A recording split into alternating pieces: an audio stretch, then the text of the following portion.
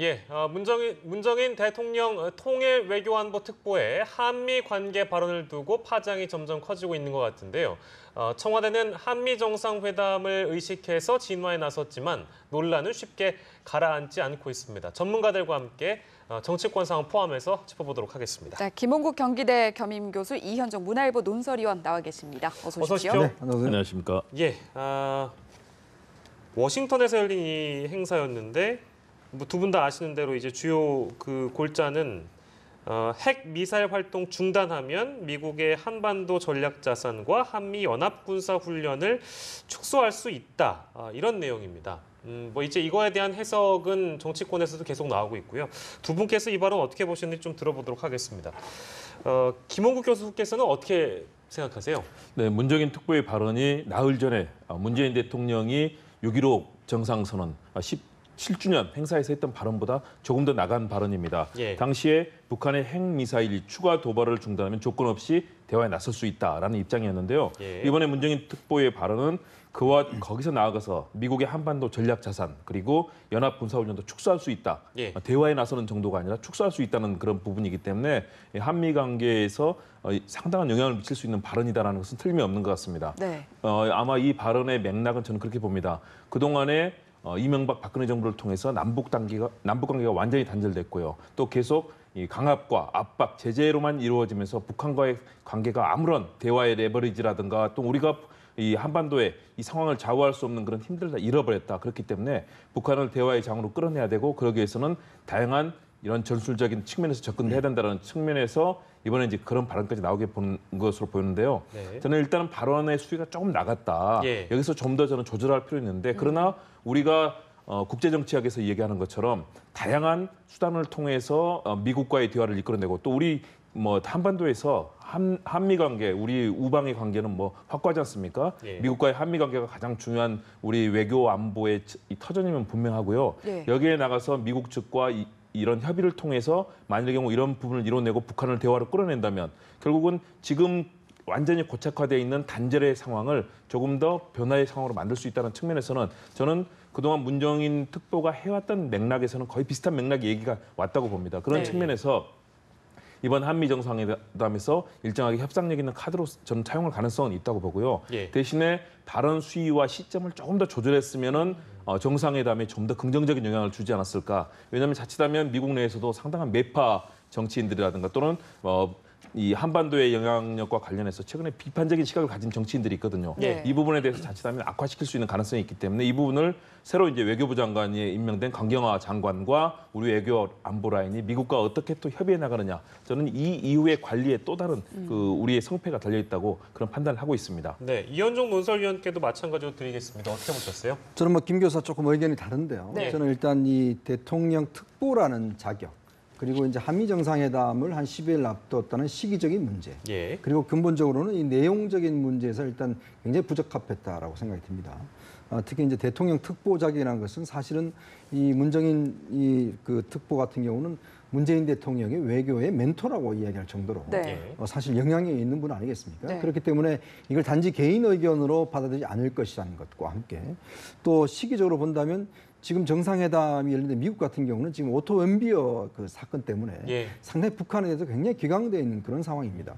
자, 그런 상황에서 북한에 대한 어떤 대화의 문제 이런 것들을 거론했던 것 자체가 일단 좀 시기적으로 적절치 않고 그리고 내용 면에서 보자면 지금 북핵의 원인을 그 문정인 특보 같은 경우는 지금 전략자산, 미국의 어떤 전략자산들이 증가되고 한미 합동 때문에 훈련 때문에 결국 북한이 핵이라든지 미사일 기술을 발달시켜 왔다. 이런 관점에서 보고 있거든요. 예. 오히려 저는 반대라고 봅니다. 결국엔 북한이 핵과 미사일을 했기 때문에 사실은 한미 전략자산들이 사실 배치가 됐고 한미 군사훈련을 강화시켜 온 거 아니겠습니까? 예. 또 하나는 지금의 핵 동결, 이런 상황에서 지금 전략자산들을 철수하겠다는 것인데 자 그렇다면 핵 동결을 어떻게 검증할 것이며 그 나중에 핵 폐기라는 것들을 수순을 가져갈 때 우리가 가지고 있는 지렛대는 뭔가? 예. 예를 들어서 우리가 지금 가지고 있는 유일한 지금 핵 억지 전략은 미국의 전략 자산입니다. 예. 예. 북한이 가장 두려워하는 것이죠.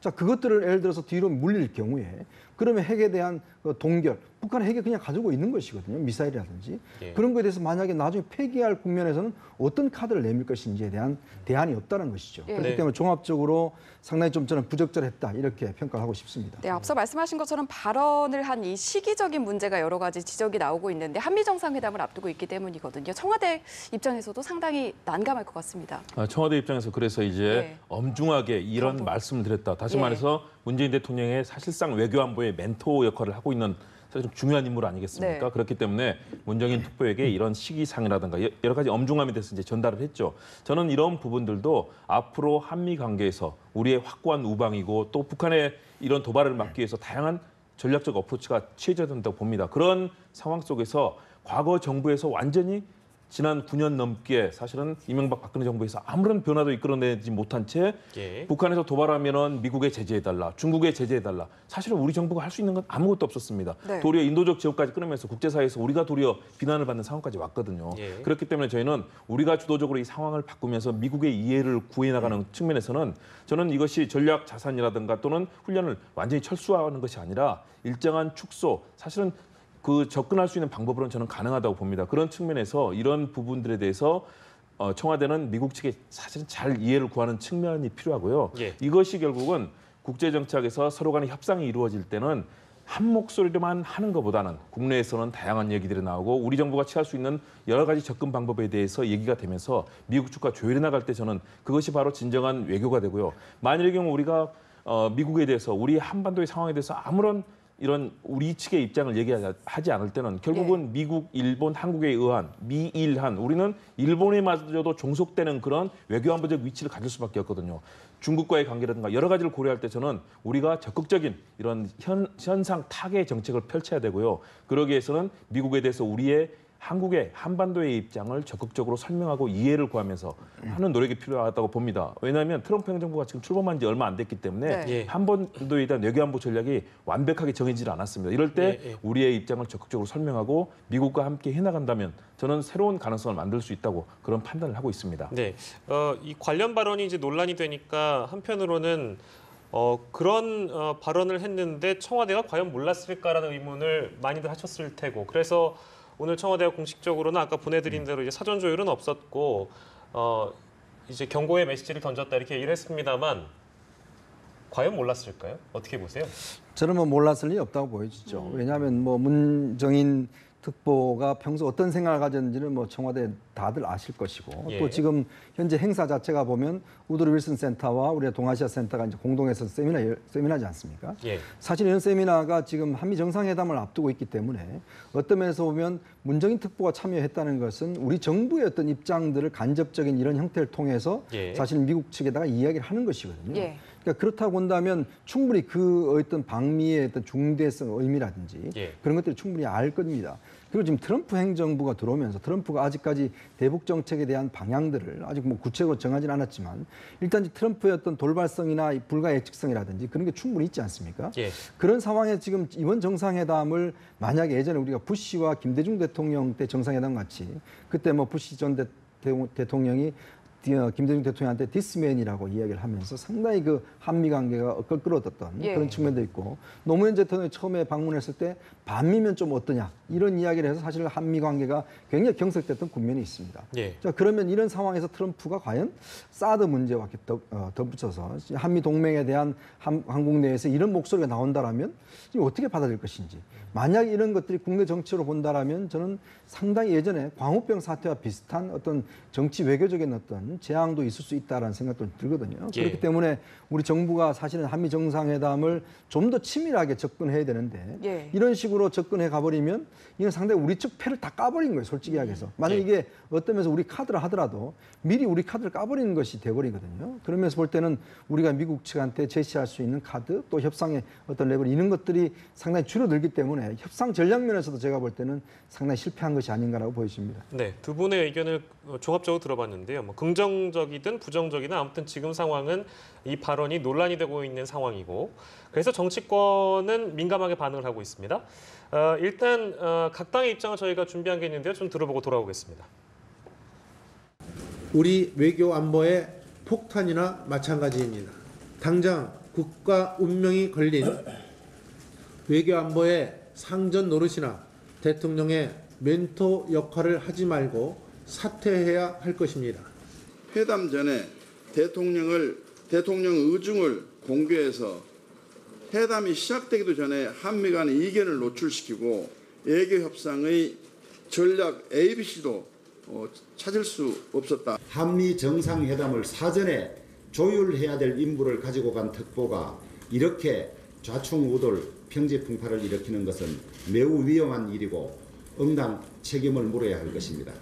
아무도 하지 않는 말을 용기 있게 했다고 해서 문제의 본질을 외면한 채 그것이 외교 파장이나 된 듯이 국내 언론이 호들갑을 떠는 것은 그야말로 국익을 해치는 일이라 할 것입니다. 이상 말씀을 마치겠습니다. 예, 추미애 민주당 대표의 발언까지 들어봤는데요. 야3당은 당장 반발하고 있고 지금 저희가 나온 발언만 봐서는 자유한국당은 사퇴해라. 바른정당도 이제 응당 책임을 물어야 할 것이다 이렇게 나오고 있네요. 일단 사퇴에 좀 방점을 찍고 여쭤보죠. 문정인 특보가 지금 상황에서 사퇴해야 한다고 보세요? 저는 사퇴해야 된다고 보지 않습니다. 예. 지금의 상황을 풀기 위해서 청와대, 외교를 청와대만 하는 것도 아니고요. 또 외교부, 통일부, 예. 국방부, 특히 사드 문제라든가 이런 부분에 있어서는 또 안보 관련 문제는 양국의 국방 라인이 또 조율을 하지 않습니까? 예. 저는 다양한 조율이 가능하다고 보고요. 예. 이런 발언들이 결국은 저는 우리 측의 협상력을 높여주는 데도 분명히 기여할 수 있다. 대신에 그 전제는 우리 외교부가 대통령의 정상회담을 치밀하게 준비하는 것이 필요하다고 봅니다. 그것이 전제가 됐을 때 이것이 이제 우리 협상력을 높이는데요. 예. 왜냐하면 트럼프 대통령은 굉장히 즉흥적이고 거칠면서 공격적인 그런 협상 스타일을 가지고 있습니다. 그리고 틸러슨 국무장관의 경우는 기업인 출신 아니겠습니까? 엑소모빌에서 11년 동안 CEO를 하면서 굉장히 아주 예민한 그런 트럼프 대통령 두 사람 다 경제인 출신입니다. 그렇기 때문에 이런 사안들을 잘만 가지고 저희가 이런 외교 현황과 또 두 지도자들의 이런 평상시의 리더십이라든가 캐릭터를 잘 분석해서 접근한다면은 네. 저희가 사실은 이런 협상에서 좋은 성과를 거둘 수도 있습니다. 그렇기 때문에 저는 외교부가 빠르게 이 준비를 해야 되는데 사실 강경화 후보자를 너무나 늦게 사실은 계속 끌고 있으면서 예. 더 빠르게 이 강경화 후보자가 장관직에 취임해서 준비를 네. 했어야 됐는데 그 부분이 미뤄진 것이 저는 좀 사실 안타깝고요. 예. 우리 외교부가 지금이라도 남은 기간이 얼마 되지 않습니다. 치밀하게 준비하고 트럼프 대통령의 스타일, 또 미국 그동안 백악관이라든가 미국 국무부의 스타일 이런 부분들, 또 미국 국방부가 가지고 있는 의회와의 관계 이런 부분까지도 치밀하게 준비해서 우리가 예측할 수 있는 최대한의 성과를 거둘 수 있도록 노력하는 거.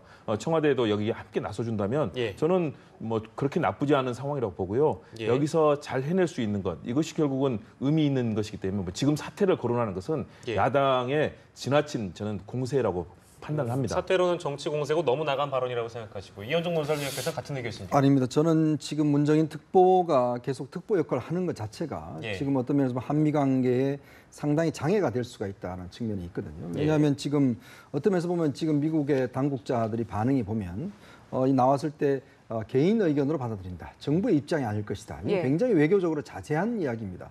사실 외교적으로 이 정도 표현이라는 것 자체는 정말 어떤 면에서 굉장히 불쾌감들을 표현하는 것이거든요. 그리고 또 문정인 특보가 가지고 있는 그 무게감에 대해서 상당히 미국 쪽에서 신뢰하고 있기 때문에 예. 무게감을 두고 있기 때문에 예. 사실은 이제 문재인 대통령의 뜻이다라고 생각하고 있는 것이죠. 근데 지금 문제는 문재인 청와대에서는 이게 지금 경고를 했다는 또 다른 목소리가 나오지 않습니까? 예. 예를 들어서 특보가 했는 이야기를 청와대가 즉각 이렇게 공개 경고한다는 것 자체가 보면 뭔가 우리 내부에 지금 조율되지 않는 예. 이견 이런 것들을 노출하는 것이거든요. 자, 그렇다고 본다면 당연히 예를 들어서 특보가 갈 때는 정교하게 메시지를 조절하고 갔어야 되는데 예. 사실은 지금 문정인 특보는 자기 소신을 어떤 면에서 이야기한 것이거든요. 예. 예. 그럼 이런 식으로 계속될 경우는 사실은 우리 정부의 전체적인 입장 그리고 우리 정부의 조율됨 이거 자체가 굉장히 흔들릴 수가 있고 또 상대방에서 잘못된 메시지를 받아들일 수가 있다는 네. 것이죠. 그렇기 때문에 아마 문정인 특보를 계속 둔다라면 미국 측에서는 오히려 문정인 특보의 이야기가 한국 정부의 공식 입장이고 예. 정부의 이야기는 이걸 뭔가 커버하기 위한 이야기로 받아들일 거는 가능성이 크다는 걸 볼 때는 상당히 한미 관계의 어떤 좀 앞으로 불협화음이 예상되기 때문에 저는 문정인 특보가 만약 이런 이게 만약에 정부의 공개 경고가 진심이라면 제가 예. 볼 때는 이거는 인사 조치를 해야 될 수밖에 없는 그런 사안이라고 봅니다. 네, 이렇게 외교적으로 참 어려운 상황에서 강경화 외교장관이 임명장을 받고 임기를 시작했는데 아무래도 첫 시험 때는 한미 정상회담이 되겠죠. 그렇죠. 일단 지금 뭐 한미 정상회담을 과연 잘 치르냐 못 예. 치느냐에 따라서 사실 인사청문회에서 통과한 문제까지도 지금 연결시켜서 나올 네. 수밖에 없는 상황이거든요. 만약에 외교적으로 어떤 면에서 본다면 뭐 실수가 있거나 좀 문제가 된다라고 한다면 결국 야당의 중에 봐라. 결국 우리가 야당이 이렇게 주장했지 않느냐라고 이제 이야기할 정도이기 때문에 그래서 저는 일단 강경화 지금 장관이 정말 정상회담을 치밀하게 준비를 해야 된다. 예. 그리고 이거는 미국의 조야와도 상당한 어떤 물밑 교류를 통해서 어떤 이야기 자체를 수위와 어떤 톤 자체를 맞춰 나가야 된다. 그리고 특히 지금 트럼프 같은 경우는 각국의 그 정상들이 악수를 어떻게 하느냐까지도 연습을 할 정도 아니겠습니까? 예. 그거에 따라서 메시지 자체가 완전히 달라지거든요. 실제 그렇습니다. 지금 또리도 지금 캐나다 총리 같은 경우는 힘있게 하고 예. 지금 뭐 각국의 어떤 정상들이 보면 그것까지도 굉장히 신경을 쓰고 디테일하게 어떻게 하면 트럼프를 다룰 수 있을 것인가. 그 메르켈 총리 같은 경우는 악수도 안 했지 않습니까? 예. 네. 만약 우리가 예를 들어서 가서 어떤 식의 악수를 할 것인지 그런 문제가 많이 겹쳤을 때 예. 국내 보수 진영의 어떤 의견이라든지 이런 것들은 상당히 달라질 수가 있거든요. 그렇기 때문에 정말 디테일한 세밀한 부분까지도 정말 신경을 써야 된다. 예. 그래서 뭐 행동 하나, 눈짓 하나, 손짓 하나, 말 하나, 단어 하나까지도 정교하게 준비하지 않으면 상당히 실패하는 회담이 될 수 있다는 것을 아주 유념해야 될 것 같습니다. 네, 일거수일투족, 그 대통령의 일거수일투족이 한미 정상회담에서 굉장히 중요한 상황인데 불구하고 강경화 장관은 참 지금 취임하자마자 진땀나는 문제를 마주하고 있는 것 같습니다. 자, 강경화 장관 임명 이후에 오늘 국회에서 3주 만에 4당 대표가 일단 모였는데요. 그 자리에서 어떤 내용이 나왔는지 저희가 한번 들어보고 다시 이야기를 이어가도록 하겠습니다. 예, 국회의장은 화기애애하게 자리를 주선했는데 분위기가 그렇게 썩 좋은 것 같지는 않습니다.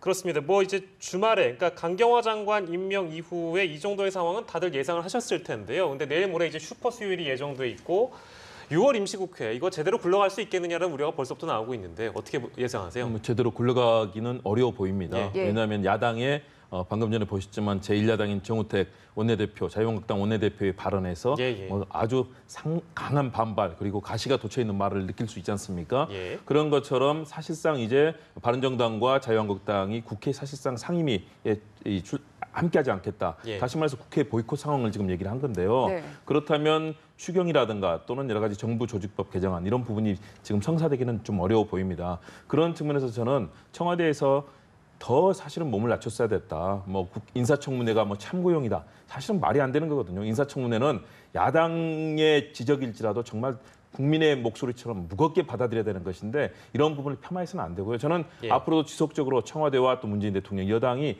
야당을 설득하는 장에 나서야 된다. 예. 반면 저는 또 야당도 정말로 예. 무책임한 행태는 바꿔야 된다. 초기부터 어땠습니까? 자유한국당의 경우는 모든 이 장관 후보자 다 낙마시키겠다는 그런 전략을 펴면서 사실상 초기에 인수위 없이 출범했고 이 정부 상황이 어떻게 이루어졌습니까? 결국은 박근혜 최순실 게이트라고 하는 전대미문의 국기문란 사태로 인해서 이루어졌지 않았습니까? 예. 그 책임이 어디서 출발합니까? 자유한국당이 바로 박근혜 대통령 시기에 호가호위하면서 이 국정을 어렵게 만들었던 것 책임은 사실상 거기 있거든요. 그렇다면 정말로 초기에 이 정부가 출범할 수 있는 기틀을 마련해 줘야 된다. 네. 정부가 출범도 하지 못한 채 물론 당연히 인사청문회에서 낙마해야 될 사람은 당연히 이 도덕성이라든가 정책 능력 걸러서 낙마를 시켜야 하는 것은 당연한 겁니다. 그렇지만 예. 모두를 다 낙마시키겠다는 그런 이 아주 강한 입장이 나오면서 지금 정부가 제대로 출범을 못하고 있는 상황 아니겠습니까? 이제 거의 40일이 다 됐는데 예. 이렇게 정부가 출범을 못한다면 앞으로의 국정 운영에서 결국은 야당은 여당도 어려워지지만 야당도 예. 마찬가지로 국민들의 불신을 더 살 수밖에 없습니다. 그렇기 네. 때문에 저는 야당도 전폭적으로 같이 합의해 줄 수 있는 부분을 합의해 주면서 견제와 비판이라는 야당 본연의 임무를 다해야 된다. 예. 결국 청와대와 여당도 지금 좀 더 몸을 낮추고 협치에 나서야 될 것이고요. 야당도 지금까지 태도와는 좀 다르게 적극적으로 국민들이 걱정하고 있는 이 민생의 고통, 청년 실업부터 얼마나 많은 고통이 있습니까? 이 부분에 야당도 적극적으로 국민의 목소리를 경청하려는 노력을 좀 기울일 필요가 있다고 봅니다. 네, 예. 이렇게 상황이 상당히 꼬여 있는 상황에서 또 야당에서 조국 민정수석, 조현욱 인사수석의 책임론을 지금 계속해서 강조하고 있는데요. 이 책임론에 대해서는 어떻게 보십니까? 지금 사실 안경환 후보자 같은 예. 경우에 지금 저는 일단 전체적인 인사 그동안 했던 내용들을 보면 어떤 아까 김 교수도 이야기했지만 인수위가 없는 시점에 했기 네. 때문에 사실 어떤 면에서 보면 좀 그 내 사람보다는 좀 대탕평의 인사를 하기를 다들 기대했지 않습니까? 네. 예. 근데 지금 한 인사들을 보면 대부분 다 흠결이 있는 분들이에요. 이게 특히 문재인 대통령이 스스로 제시했던 5대 원칙에 어긋나는 사람들을 지금 앞장서서 사실은 임명한 거 아니겠습니까? 지금 강경호 후보자의 위장전입 문제라든지 지금 뭐 그 안경환 후보자, 낭만 후보자 같은 경우는 뭐 여러 가지 지금 그 특히 이제 법률적인 문제까지도 겹쳐서 낙마했고 지금 남아 있는 김상곤 교육부 총리, 그다음에 이제 지금 조대엽 노동부 장관, 또 그다음에 송영무지 국방부 장관 후보자 같은 경우도 다들 직무와 관련된 문제들이 다 걸려 있습니다. 논문 표절, 임금 체불 등등이 걸려 있거든요. 근데 문제는 이걸 뻔히 알면서 임명했다는 건 좀 이해하기 힘들어요. 예. 자, 지금 상황에서 어쩌면 국민들의 좀 눈높이에 맞췄어야 되는데 어떻게 이런 하자를 알면서도 그냥 다 임명했는지, 특히 음주운전 사실이 다 드러났음에도 불구하고 버젓이 그 후보자를 지금 추천했단 말이죠. 예. 자, 그렇다면 이거는 제가 볼 때는 이 정부가 처음에 출발할 때 예. 특권과 이런 반칙이 없는 세상을 만들겠다고 이야기를 했지 않습니까? 또 국민들 앞에 5대 원칙, 거기 더 플러스를 해서 음주운전 이런 거는 절대 하지 않겠다라고 했지 않습니까? 그러면 그 약속을 최소한 지켜내야 되는데 지금 현재 지키지 않았단 말이죠. 그러니까 과연 그러면 이 어떤 면에서 보면 과연 그 내부에서 조현옥 인사수석이나 예. 그다음에 지금 조국 수석이 과연 그러면 제대로 검증을 했는지 예. 원칙을 지켰는지 이런 부분에 대한 지금 의혹들이 점점 있는 것이거든요. 그렇기 때문에 저는 지금 상황에서 이분들이 지금 한 명도 아니고 지금 계속된 이런 상황이 벌어진다면 뭔가 지금 재점검해야 될 상황이 아닌가. 예. 물론 뭐 당장 뭐 책임을 지고 사퇴하는 그런 문제는 과하다 치더라도 예. 뭔가 지금 문제가 좀 있다. 내부에 문제가 있기 때문에 이런 문제를 해결할 만한 좀 대책을 빨리 좀 내놔야 된다. 이제 그런 생각입니다. 네, 예. 이런 말씀하신 이유를 바탕으로 야당에서는 그러니까 한마디로 뭐 조국 수석 사퇴하라 이 점을 강조하고 있는데 어떻게 보세요? 거기까지 나가는 건 좀 과하다고 봅니다. 왜냐하면 지금 정부가 출범할 수도 없는 상황에서 사실상 5 내지 6배수로 지금 각 부처의 장관들을 검증한 것 아니겠습니까? 네. 그리고 인사추천위원회를 가동하지 않은 상태에서 초기에 진행을 하다 보니까 예. 모든 강요를 다 인선하는 과정들, 그리고 마지막에 그것을 1, 2배수로 해서 정밀 검증을 하는, 약식 검증에서 정밀 검증하는 그런 단계로 이루어졌는데요. 그러다 보니까 사실은 제대로 검증이 안 된 부분들, 그 미흡한 부분에 대해서 문재인 대통령도 강경화 장관을 임명하면서 그런 얘기를 했죠. 목표의식에 치우쳐서 아니란 것은 아닌지 좀 돌아봐야 된다라고. 예. 사실은 그 부분이 문재인 대통령이 굉장히 강한 경고를 저는 한 거라고 봅니다. 예. 이번 검증에서 미흡한 부분에 대해서 최근에도 문재인 대통령이 유감을 표명하고 또 이런 검증에 대해서 목소리를 냈다는 것은 다시 말해서 이번 청와대 비서진에 대해서 굉장히 강한 목소리로 질타를 한 셈이라고 봐야 되고요. 예. 그런 측면에서 인사추천위원회가 본격적으로 가동이 되고 앞으로 이런 부족했던 부분에 대해서 검증을 제대로 해나간다면 예. 이제 앞으로 나오는 그런 여러 가지 앞으로도 끊임없이 또 여러 자리들, 많은 자리가 지금 비어 있거든요. 네. 이 부분에 인선을 할 때는 좀 더 국민들의 눈높이에 맞는 인사가 이루어지지 않을까. 그러나 이 부분에 대해서는 정말 책임감을 느끼고 예. 또 통절한 반성은 필요하다고 봅니다. 예, 알겠습니다. 저희가 이 문제까지 얘기를 나눠봤고요. 조국 민정수석 사퇴론에 대해서 얘기를 나눠봤습니다. 자, 지지율이 저희가 준비된 게 하나 있는데요. 리얼미터 여론조사입니다. 문재인 대통령의 국정 지지율 소폭 하락했습니다. 75.6%를 기록했는데요. 이게 그러니까 지난 주말은 포함이 안 돼 있죠. 그러니까 금요일 안경화 후보자 사퇴 당시까지만 조사한 내용이라서 강경화 후보자 임명에 대한 내용은 포함되지 않은 걸로 감안하시고 보시면 되겠습니다. 75.6%. 소폭 하락한 것은 어떻게 분석하시나요? 뭐 소폭 하락했지만 여전히 높은 지지율 예. 아니겠습니까? 일단 집권 초기에. 저는 그래서 청와대는 이 지지율을 잊어버려야 된다고 생각이 듭니다. 지금 이 지지율을 가지고 뭔가 우리가 여전히 힘이 있고 또 국민적 지지를 받기 때문에 우리가 하는 것은 다 옳고 지금 국민 검증을 다 통과했다. 예. 이런 식으로 관점 가지면 오히려 더 큰 사고가 일어날 수 있거든요. 제가 볼 때 오히려 지지하지 않는 분들, 이 부분들이 본인들의 지지도라 생각하고 그런 마음 자세로 한다라면 제가 볼 땐 지지도를 어느 정도 유지할 수 있을 것인데 만약 국민들의 지지도라는 건요. 지금 보시기 알겠지만 한 문제가 나올 때마다 사실 푹푹 떨어질 수밖에 없는 상황이거든요. 그리고 이런 지지도는 사실 좀 비정상적인 지지도입니다. 근데 문제는 한 50% 정도, 60% 정도를 꾸준하게 가져가는 거 이게 굉장히 중요한 거거든요. 네. 근데 문제는 지속 가능한 지지도를 가져가려면 결국은 시스템적으로 좀 안정이 돼야 되고 또 이것들은 너무 또 오만해서는 안 되는 문제인데 자칫 이걸 갖다 오만하게 지지도가 높다는 걸 가져간다라면 예. 이거는 사실은 추락을 예고할 수밖에 없는 그런 상황이기 때문에 네. 제가 한마디 드리고 싶은 말씀은 지지도는 잊어라 이런 네. 말씀을 드리고 싶습니다. 네, 끝으로 정당 지지도도 함께 살펴보도록 하겠습니다. 역시 화면이 준비되어 있는데요. 네, 함께 보시겠습니다. 지금 눈에 띄는 점이요. 야당이 지금 인사검증을 고리로 계속해서 공세를 펼치고 있지만 그래도 지지율은 계속해서 답보 상태를 보이고 있는 모습인데요. 그 요인은 뭐라고 보십니까? 그것은 다시 말해서 야당이 국민들의 지금 신뢰를 받고 있지는 못하다는 겁니다. 예. 저는 이현종 논설위원 말씀에 대해서 100% 공감하는 것이요. 네. 지지율에 연연하거나 또는 지지율이 높다고 해서 국정을 우리가 끌고 갈 수 있다고 생각한다면 그것은 큰 오산입니다. 네. 결국은 초기에 문재인 대통령이 높은 지지율을 기록했던 것은 예. 국민들께 소통하고 낮은 자세로 겸허하게 권위를 벗어던진 그런 모습에서 국정을 잘 이끌어갈 수 있다는 기대감이 있었거든요. 네. 이런 부분을 유지하기 위해서는 계속해서 야당의 목소리도 경청해야 되고요. 특히 이런 정당들도 마찬가지입니다. 지금 야당들의 지지율이 오르지 않는 것은 야당이 대안의 모습을 보여주지 못하고 있다. 문재인 정부에 대해서 초기부터 사실상 발목을 잡을 정다라는 비판이 나올 정도로 예. 어떤 부분에 대해서 정부가 출범조차도 막고 있는 그런 상황이거든요. 이것이 결국 문재인 정부의 지지율도 낮추지만 야당도 이대로 가서는 회복할 수 없는 국민들의 신뢰를 회복할 수 없는 그런 상황에 계속 놓일 수도 있습니다. 그런 측면에서 저는 야당이 견제할 부분은 적극적으로 견제해야 돼. 그러나 정말 대승적으로 국민을 위해서 일할 수 있는 분위기는 또 만들어주면서 야당이 대안의 정당, 정책도 내놓고 그러면서 정책에 대해서 더 나은 모습을 보여줄 때 야당의 지지율도 올라갈 수 있다. 그런 측면에서 저는 여당도 지금 높은 지지율, 더불어민주당 50%를 넘는 지지율, 절대 저 지지율이 우리의 것이라고 생각해서는 안 된다고 봅니다. 예. 그리고 야당도 마찬가지로 여기서 대승적인 자세로 견제와 비판, 더불어서 협력할 부분에 대해서 같이 나서는 모습을 보여줘야 국민들이 야당을 대안 세력으로 인정할 것이다. 이 상황이 계속된다면 야당도 앞으로 존재 가치를 더 찾기 힘들 거고요. 더 하락할 수도 있습니다. 그래서 저는 서로 간에 소통할 수 있는 그 모습을 야당과 여당, 청와대 다 함께 보여줘야 되는 그런 상황이라고 판단합니다. 예, 정당별 지지도까지 저희가 만나봤고요. 두 분 모시고 전국 분석을 해봤습니다. 김홍국 경기대 겸임교수, 이현종 문화일보 논설위원과 이 시간 함께했습니다. 두 분 감사드립니다. 네, 고맙습니다. 고맙습니다. 고맙습니다.